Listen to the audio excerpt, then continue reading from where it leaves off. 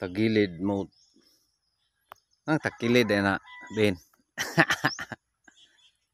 Ang takilid na, Teng. Nasa update sa ating ampalaya. Edad. Edad, Teng. Tinanim last February 5, sumibol February 8. One day, February 8. Ngayon ay February 20. Edad, 13 days ngayon. Thank you, Lord. No? Update sa area, may ulan ngayon. Thank you, Lord, sa ulan. So, ito yung mukha, guys. Tumatagilid na. Yeah. Tumatagilid dahil binitay ni Jokjok. Hugta ang inyong hiniktan dire. Ayaw ilambo dire nga duha. Kay mabadbad na. Usa lang dire. Ayaw anak sa kuan mabadbad ay. Hangino na, wala na. So tali, finalize. Ito na lang. So dyan sa baba, tapos na. Ayan, kaangat na. Shout out ni Jokjok. Wala na, bala Jok. No, so tapos dito tayo sa pag-aabono ng ating ampalaya. So 13 days old ngayon. Ganito pa yung mukha. No? So of course di naman talaga yan. Yun bang pareho lahat, uniform. Pero base dito. Parang ganun.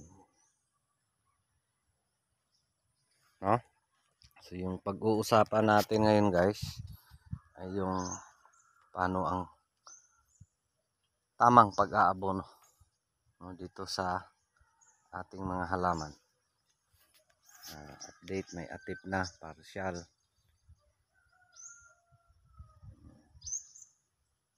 Partial atip, di pa natapos. No, so paano yung tamang pag-aabono? Anong mga abono pwede gamitin sa ating mga tanim? Di lang to sa ampalaya, kundi pati sa kahit anong mga tanim. Ilang days pwede mag-abono pagkatanim? Ang daming katanungan, guys. Sasagutin natin. So pare-pareho lang. Of course, dun sa mga medyo lilim, expected dito sa ampalaya mas mahaba. Pero walang bearing yan. Magsabay-sabay din yan sila pagkalago. No? So again, dito another tips pag magtali para makagapang, huwag sa puno. Magtali dapat sa dahon. Dahon yan lahat kasi pag sa puno, chance maputol. Magamit yung flat tapes. So doon tayo sa abono. Ng mga abono pwede. So ngayon ay sikan pakain ng ating ampalaya. No? So 4 days gap. Schedule tayo 4 days. Every 4 days. So last Friday pakain, ngayon ay Tuesday. So pakain tayo. No? So konti-konti muna. So ano yung ipapakain natin ngayon? Meron tayong inihanda. No? So yan ibang kulay kasi may tirang ito. So Dofos 2 kilo. At saka mix natin ng 1 kilong Unique 16. No? So yan yung papakain natin per drum. No? So in short 3 kilos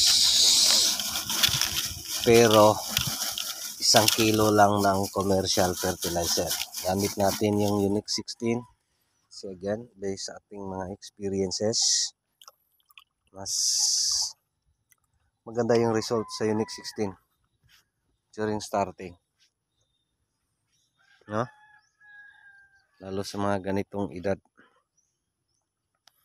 Tapos Dofos 2 kilo. So yan na yung i-mix natin dito sa isang drum. Itong isa para to sa dun sa baba, kasi yung maubos natin dito ay isang drum. Di makaubos ng 2 drum kasi ano to, 1,900 ka puno. No, so tutunawin muna bago ilagay dyan para tunaw na tunaw. No, so last pinapakain natin half kilo na Unique 16, half kilo na urea, tapos 2 kilo ng Dofos. Ilan yung pinapakain natin last. So ngayon iba, no? So, yan yung kadalasan nating inaabono sa mga bagong tanim. So tanong dun sa anong mga klaseng abono pwede gamitin dito. First, second pakain, mga ganon. So kadalasan yun yung gagamitin ko, Unique 16.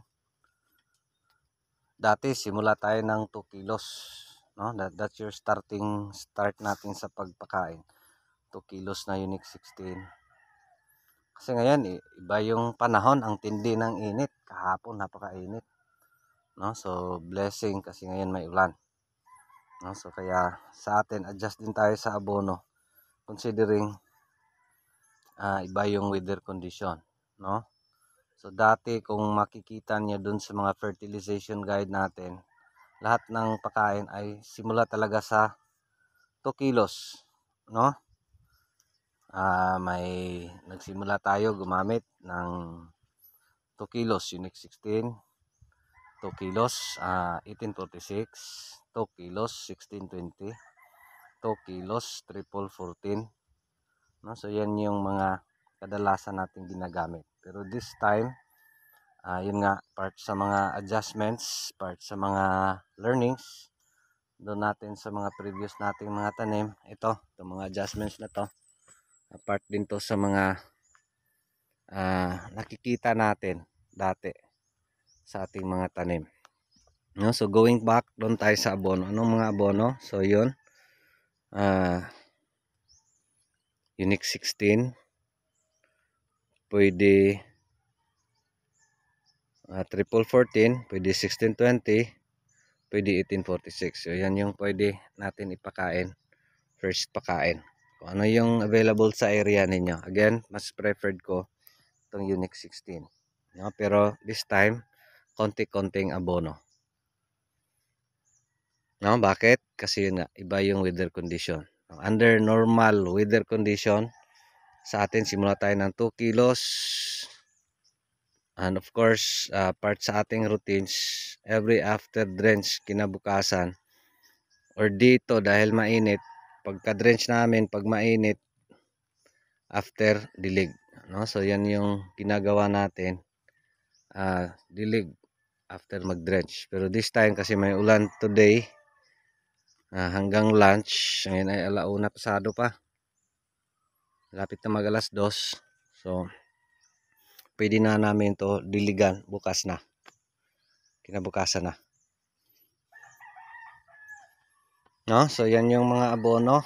So yung sukat, gaano karami? Again, yung sukat sa 2 kilos, ano na yan, tag-iisang lata. Tigi-isang lata. Buslot naman na inyong lata, ting. Ayan na ni gamita, ting. Di naman ni mapuno. Mo din niwang ning uban. No? So, pag 2 kilos, tigi-isang lata na per balde. No? Or isang lata ng ganito per 16 liter. That is equivalent to 2 kilos sa isang drum. No? So, considering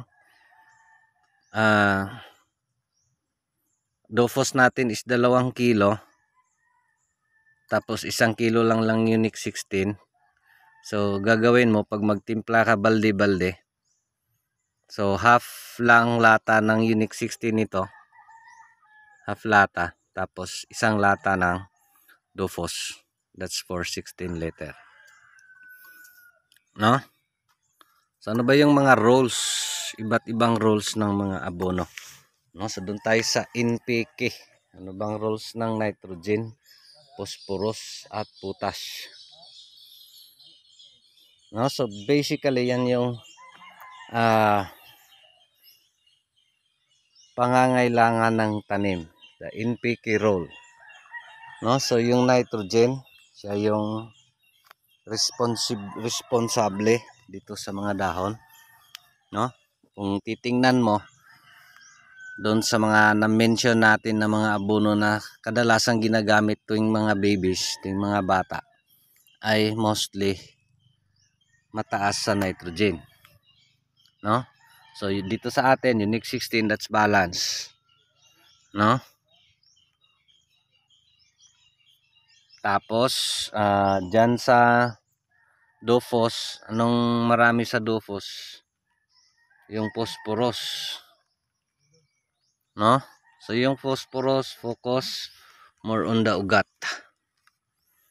no? Ito yung babies, no? So yung potash, kadalasan yan doon na sa mga fruiting at saka flowering stage, no? So since baby pa sila, so may mga nutrients na doon sa basic NPK na, say for example, gumagamit ka ng unique 16, ng triple 14, na parang ayan, ulan na, parang andun lang, no? Hindi nila nakukonsumo muna kasi hindi nila kailangan. Now besides, makikita ninyo marami tayong mga ipot ng manok which is high in nitrogen kasi ammonia, no? Yung mga ipot high nitrogen plus pag layer, marami pa yung mga micro and macronutrients, no? Yung calcium, marami, no? So basically yan yung foundation ng tanim, no? Meron pang nagtanong, kailangan ba ng foliar? Again sa atin guys, uulitin natin yung paggamit natin ng foliar is case to case, no? Again sa akin is kung makikita nyo dun sa land prep natin, yung basal natin dito is hindi tayo more on commercial. Hindi tayo nagbasal ng commercial fertilizers gaya ng mga dati, nagbasal sa gilid, no? Makikita nyo dami nating mas malaki yung ano doon, investment natin sa land prep kasi dito gagasta pa tayo ng more than 10,000 para lang sa commercial fertilizers kasi dami nating pangbasal na commercial. So dito ngayon is hindi na, walang commercial basal, no? Kung makikita ninyo, ayan, may mga ipot ng manok layer at saka yung sa broiler, yung broiler yung mga mix with dry cells, no? So matagal na naka-imbak, tapos nagmix tayo ng mga tay kanding, no? Dumi ng kambing. Ito mga ibugol pa, no? So which is rich in organic matters, no? So yan yung dito, yan yung kaibahan sa ating land preparation compared doon sa mga previous nating tanim. Of course, marami pa tayong mga inadjust, no? Yung mulch, konti na lang. Yung building, pinatagilid na yung ampalaya. Of course, di nyo pa yan ma-appreciate anong role niyan. So later, once may init, so dyan natin makikita yung impact, bakit nakatagilid yung ampalaya na yan, no? Bakit hindi nasa sentro yung mga poste, no? That's facing the sun, no? Tumatagilid sila sa araw, papunta sa araw. So yan yung reason bakit yan nakatagilid. Later na, once malago na, papakita natin kung ano yung impact niyan, anong meron diyan, bakit pinatagilid natin yan, no? So again, ito yung babies, yung focus natin sa pag-aabono is more on the ugat side na malago and the dahon side na malago. So paano mapalago yung dahon sa halaman? at yung ugat ng halaman, no? So dapat yung abono mo maliban diyan, again, dami natang base fertilizers diyan na mga organic, mga dumi ng hayop, dumi ng kambing, ipot ng manok. So laking ano na yan, ambag, no? Para ma-maintain niya yung kaniyang paglago. And of course, again, blessing ito nga tanim na to, kasi akala ko ay tag-init na. So blessing kasi madalas yung ulan sa area, no? Kaya tuloy yung ampalaya natin dun sa first na malakas na ulan, yung matanda ay bumagsak. Di ko pa binalikan, ano na kayang mukha doon? Sakit sa dibdib. Di pa nakabayad ng utang. That's real talk, no? So yan yung abono tuwing sa ganitong edad. So once medyo malago na, no? So again, yan yung abono natin, no? Habang umaangat, habang medyo lumalago sila, so may chance na, lalo na pag tuwing flowering stage, no? So doon na tayo mag-change ng mga abono, no? So again, sa akin dito, I'm not more on the yaran now like doon sa mga tanim natin dati, no? Kasi sa I don't know, may iba-iba naman tayo ng observations, no? So sa akin is ito starting lang. So next succeeding nito, complete ang 1620 na, yun na yung mixing ko gagamitin dito habang lumago. So yan na yung pang maintenance, no? Triple 14 plus 1620. Tapos kung kailangan ng urea, mag-add ng urea. Kung flowering na, mag-add ng potash konti-konti. So yan yung pang management natin, pang maintenance natin na napakain, no?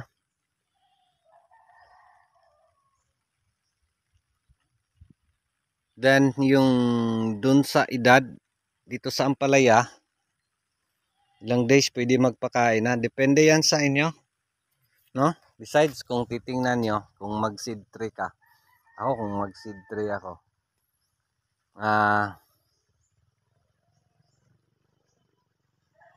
4 days, 5 days pwede na pakainin, no? Pero again, depende yan sa inyo.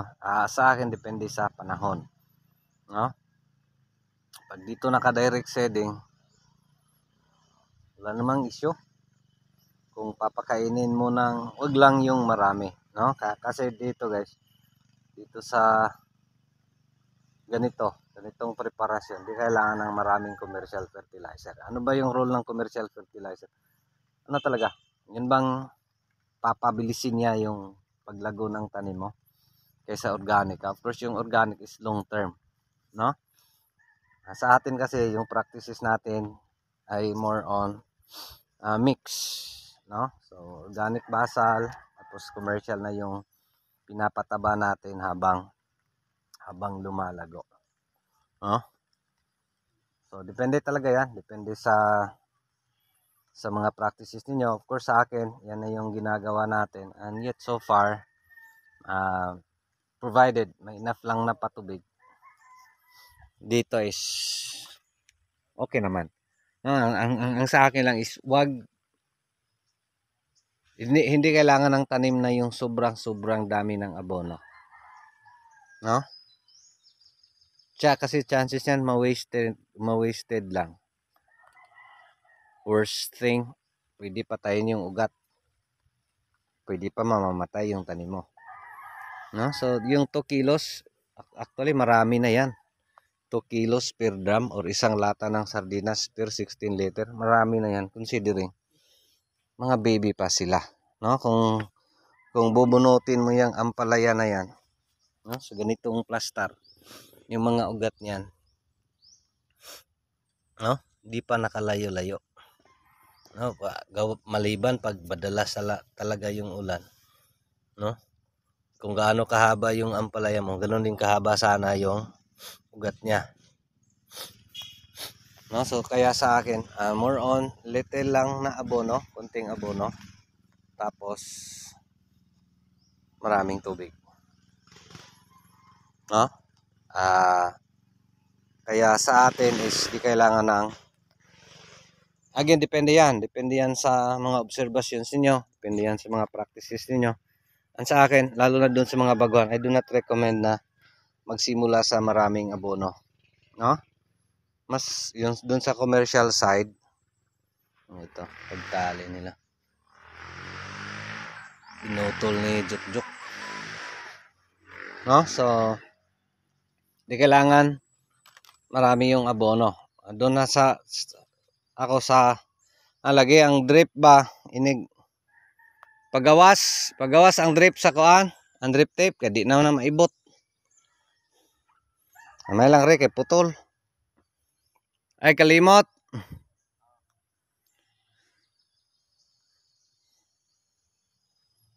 No, so maliban lang pag may marami na siyang bunga. Doon ako dati nakatry ako na hanggang 19 kilos. Napakaganda ng ampalaya natin, no. Pero parang ano lang 'yan. Yun lang 'yon.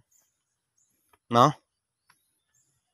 Kaya mga maliliit guys, mga replacement natin 'yan. Na yan Galaxy F1.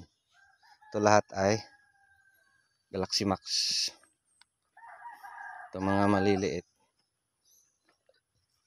Ayan, replacement natin. Ayan, Galaxy. So yun yung mukha. At 13 days.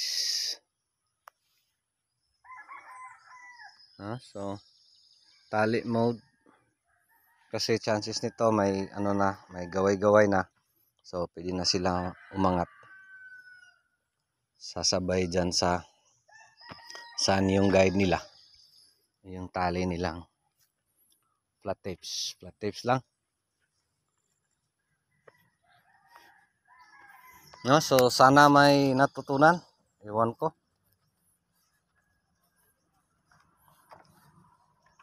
No, so yan yung mixing. Ito. Tunaw na. Dofos.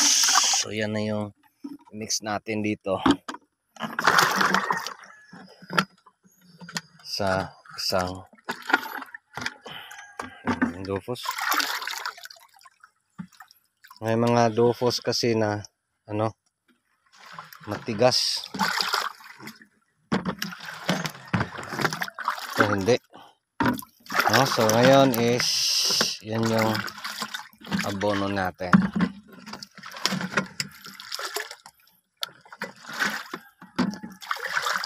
No, 1 kilo unique. 2 kilo ng Dofos. Again, nasa sa inyo na. No, so ito para dun sa baba.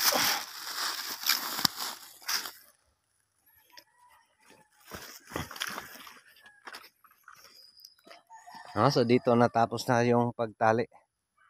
May gapangan na sila. Yung trellis matagal na yung natapos. Yung active pa lang yung partial. So ito yung Dofos, 2 kilo. So mix itong Tinix 16. 1 kilo lang. So advice ko din dun sa ano, mga bakit pumaligtad yung cellphone ko. Dun sa mga huwag magmadali. No? Di mo pwede pakainin mo ng tuda yung tanim mo dahil may hinahabol kang presyo or gusto mo madaliin. Again, patay-patay talaga yan. Bakit? Yung mga tanim ay may sarili yan silang panahon. No? May sarili yan silang timing. Yan, babad muna. Actually, pwede naman yan ganun-ganunin tapos lagay dito. Kasi madali yan yung matunaw. So dito Luag kayo pagkatali. Mga beginner kasi yun. No? Again, sana magtuloy-tuloy lang yung paglago ng ating mga ampalaya. Edad 13 days ngayon. Thank you Lord. No, so again, yan yung abono natin dito. So increase based sa edad, based sa paglago. No, so performance based, walang standard kasi again sa akin guys, walang standard na pag ganun yung edad, ganun kadami yung abono. Sa akin is case to case kung ano yung movement, ano yung progress ng tanim, doon ako magdagdag, doon ako magbawas. So yung pag-aabono natin ay para sa akin, mag-base talaga ako kung ano yung itsura ng mga tanim. Ano yung progress ng tanim. Kasi dito pag makatikim ng commercial, may in 2 days time, doon mo makikita yung results. Gumagalaw ba o hindi. So pag hindi, o kulang yung abono mo. So yan na yung itsura ng ating 13 days old variety Galaxy Max F1. No? So medyo umangat na. Tapos yung hirit natin, yung spraying. Nasa again dito, virgin area, walang malapit na taniman. Wala talaga. Dun, may ano dun, white squash. So yung kalaban ko is yung orange beetles, white squash beetles. So yan ang yung kalaban ko. Kasi may taniman dyan sa kabila. Pero natabunan din ng mga kahoy. So parang hindi ko na rin kapit taniman. Diyan na area. No? So in short dito yung frequency of spraying is unlike doon sa mga tinataniman ulit or may mga malapit taniman. So dito is case to case. No? So yung frequency ng pag-spray. No? So maximum na yung twice a week. Hindi na yung gaya dati na every day, every other day yung spraying. Kasi nga virgin area, walang kapit taniman. Pero again, di naman tayo nag-relax sa spraying. Sa atin lang is chine-check natin kung anong meron, no? Everyday tinitingnan, no? Kung anong mga kalaban pwede. At least sana maganda naman yung panahon sa area, sana maganda yung pagtubo. With God's grace and God's blessings. Thank you Lord. Thank you sa ulan. Thank you sa magandang panahon. No? So bless dito sa area natin. Cebu South. Maganda ngayon guys, pag walang amihan pala, yung easterlies, magpaulan na. Kaya ito tuloy. No? So yan, may partial atip.